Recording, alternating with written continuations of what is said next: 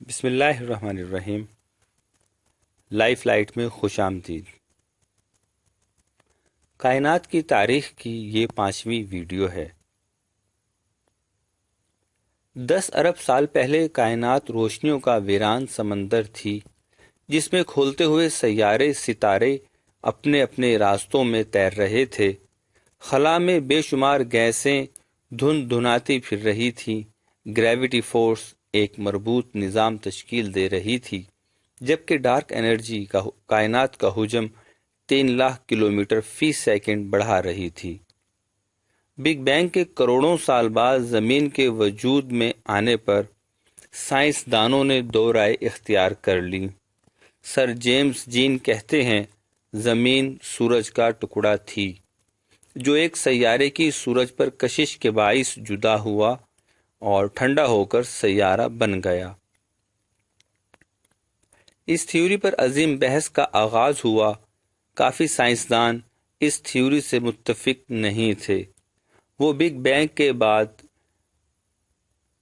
زمین کو gravity force کا نتیجہ قرار دے رہے تھے۔ یہ بحث 50 سال تک جاری رہی۔ اسی دوران 2003 میں اتفاقاً ایک واقعہ پیش آیا۔ زمین سے 400 کلومیٹر خلا میں سائنسدانوں کا اسپیس سینٹر موجود تھا۔ وہاں کشش زیرو تھی۔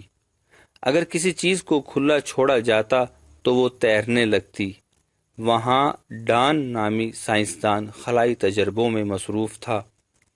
اس دوران اس نے نمک کے کچھ دانے کھلے چھوڑ دیے۔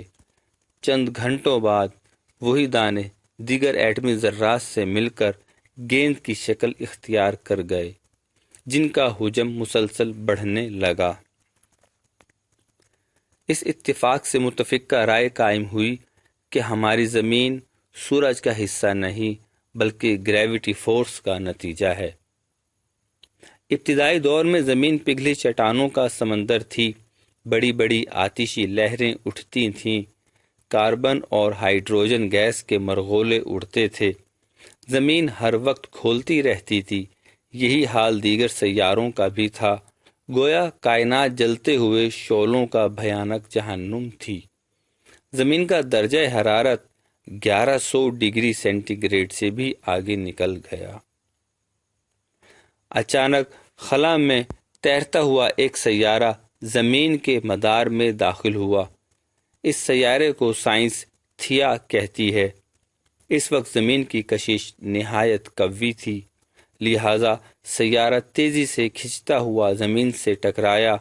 یہ ایک عظیم دھماکہ تھا، جس کے نتیجے میں زمین کا لاوا ہزاروں کلومیٹر خلا میں اچھلا۔ یہ ایک بھیانک ٹکراؤ تھا۔ لاوا زمین کے گرد خلا میں پھیل کر سرد ہوتا گیا۔ یوں زمین کے اوپر اور گرد و نواح میں بڑی بڑی چٹانیں اور خلائی پہاڑ وجود میں آتے گئے۔ یہ سب زمین کے مدار میں چکر کاٹنے لگے۔ انہیں چٹانوں اور پتھروں سے ہمارا چاند وجود میں آیا۔ تھیا جیسے سیارے کئی دیگر سیاروں سے ٹکرائے۔ یوں ان کے گرد بھی پتھروں، چٹانوں، خلائی پہاڑوں اور چاندوں کے ڈھیر لگ گئے۔ یہ ایک مکمل نظام بن رہا تھا، جسے کوئی اندیکھی ہستی نہایت مہارت سے بنا رہی تھی۔ ہم امید کرتے ہیں کہ آپ کو یہ ویڈیو پسند آئے گی۔